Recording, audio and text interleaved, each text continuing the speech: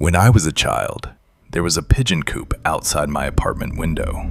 Every night after sunset, the small metal door inside it would open by itself, and every time it happened, someone disappeared. At first, I thought it was just a stupid childhood fear, but then the missing people started piling up. Let's talk about childhood fears. Everyone had them, and they're nothing like adult fears. They can be dark, sure, but more often, they're absurd.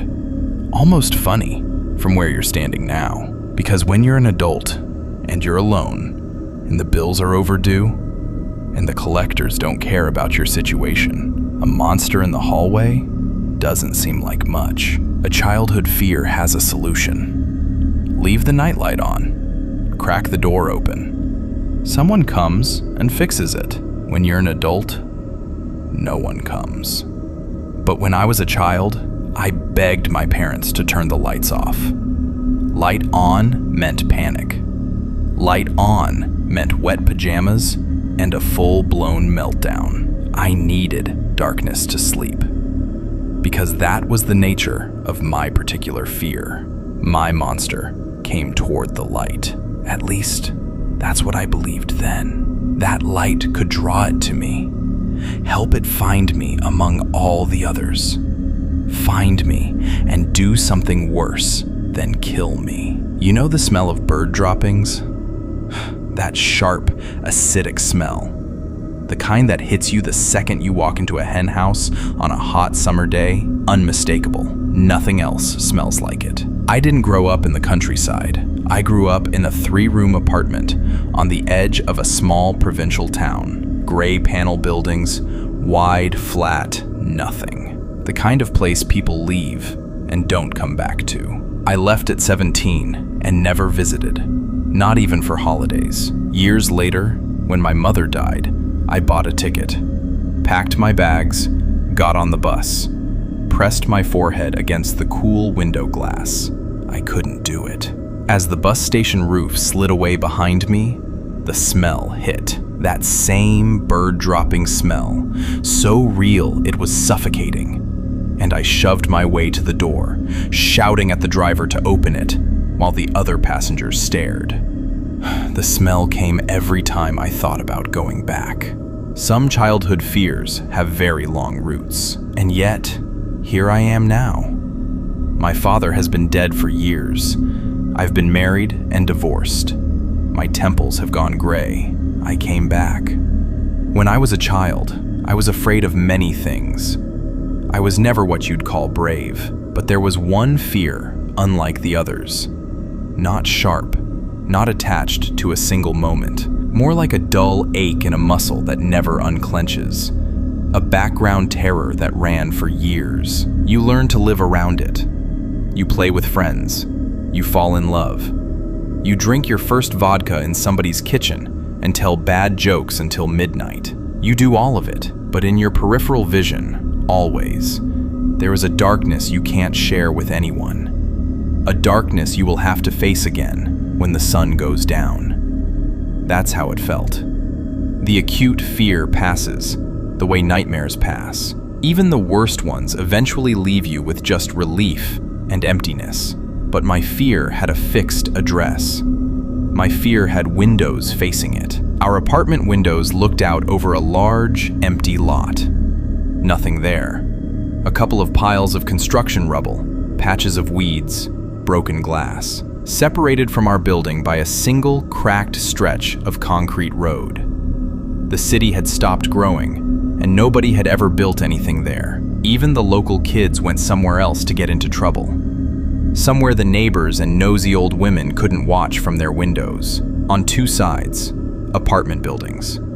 On the left, the fence of a truck depot and a row of garages. Beyond the lot, a bypass road. Beyond that, insulated pipes running low along the ground and fields stretching flat to the horizon. There was nothing in that lot worth looking at, except the pigeon coop. When I was 6, my brother finished school and left for university in the regional capital.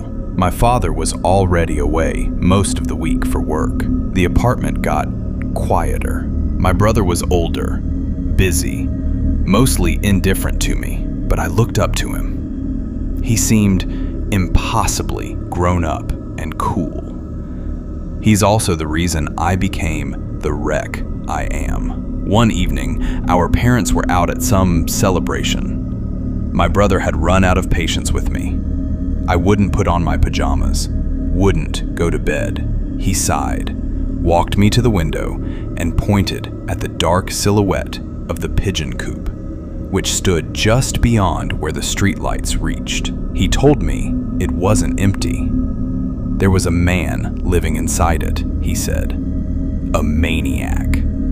The very one the whole neighborhood had organized search patrols over for the past 2 months.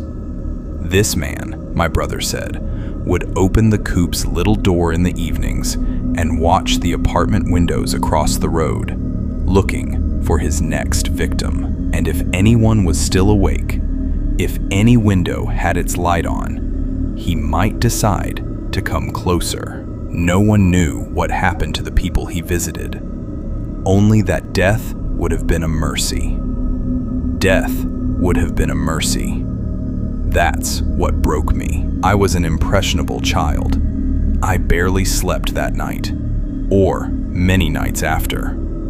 I lay in the dark, creeping to the window every so often to stare at the coop. That shapeless evil crouched in its metal box, visible to everyone, noticed by no one. I begged my mother for iron bars on the windows. I watched until my eyes hurt. The idea of a maniac faded eventually. I was smart enough to figure out my brother's logic, but by then, it was too late. I had already spent too many hours watching that shed. And I had started to notice things, because I swear, after sundown, the narrow door in the wall of the Pigeon Coop sometimes opened on its own. People disappeared from the town with some regularity. That's not unusual in itself. People disappear everywhere, every day, hundreds of them. Some are found, some aren't. But the month I first became acquainted with my lifelong fear, a mother and her young daughter vanished on their way home from school. Then another woman, last seen entering her building's front door, never made it to her apartment. People blamed the maniac. Search parties went out for a while. Interest faded. It always does. I had a particular motivation to keep paying attention. For all 10 years of school, I tracked every missing persons report I could find. People and animals both. Pets disappeared constantly in our neighborhood. I still have the notebooks, printouts, newspaper clippings, handwritten lists, missing pet notices pulled from telephone poles. Lost, Barsick, lost, Rex. Last seen near, our town quietly ruined the statistics for the entire region. The local missings stayed missing. Only the faces on the board outside the police station changed, layer over layer, rain-warped and wind-torn. Wanted, wanted, wanted. Left home and did not return. Was last wearing, I counted at least 1 or 2 people a month for 10 years. I believe the last thing every one of them saw was the open black mouth of that small door. I kept an observation journal, hidden behind the radiator, away from my family. Everything concerning the coop, documented on yellowed graph paper. It gave me the illusion of control. If anyone had found it, I would have ended up in psychiatric care. I knew that. Some entries. April 20th, 6 a.m. The creature went out last night. 3rd time this month. The door was open all night. Fell asleep around 4. It's closed now. June 1st, 10 p.m. Another streetlight broken. Found it on my rounds. Broken, not burned out, like all the others. 2 working lights left. After that, it will be able to reach the building in complete darkness. August 5th, 3 p.m. Uncle Petya, who kept a table and bench near the fence, hasn't been seen since early summer. His neighbor at the garage hasn't seen him either. Strangers were sitting at his table yesterday. I'll have to break it. They need to leave. January 11th, 10 a.m. The door has slammed 3 times in the last 2 weeks. Drunks are easy prey, but not the local ones. Either they're gone or they're drinking somewhere else. Instinct? P.S. The homeless people disappeared a long time ago. January 15th, 1 p.m. Back from a walk-by. The creature must be fed. The familiar hum, like a transformer, and the bird smell. No actual pigeons anywhere near it. Never are. Fresh marker writing on one of the poles. Igorio. Unfinished. I picked up the marker. March 4th, 2 a.m. Fell asleep on watch again. Woke to terrible dog barking outside and the sound of the iron door slamming. The dog sounded like it was in pain, but the barking didn't stop suddenly. It just faded into the distance, like it was carried away. May 18th, 8 p.m. A young woman with a stroller has been walking back and forth on the road for 3 evenings in a row. I thought about going up to the roof and throwing rocks to make her leave. I was too scared.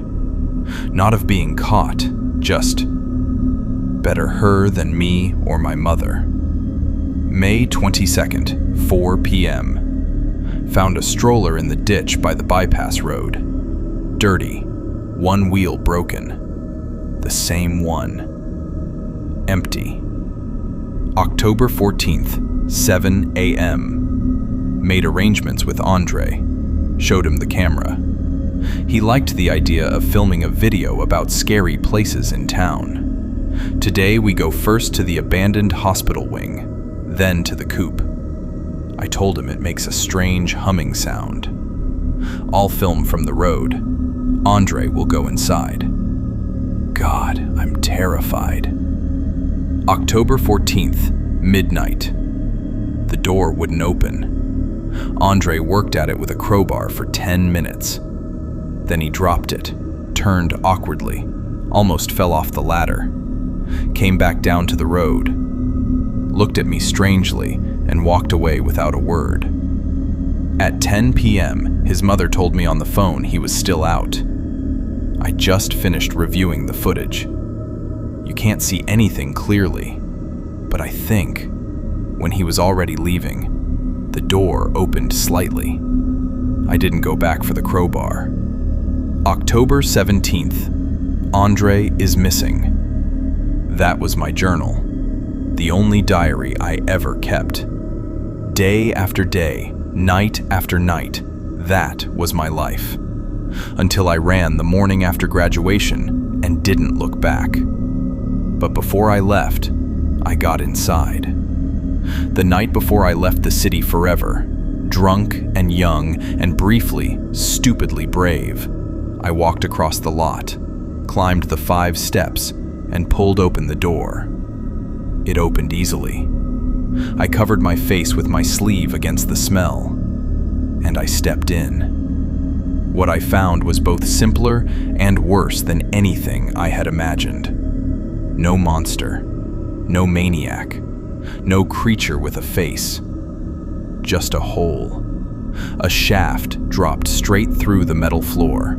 Dark, bottomless, with iron rungs set into the wall, descending into nothing. That's how my exhausted mind processed it anyway, because it had to process it somehow. There was never anything hunting anyone. All those people, they walked here themselves.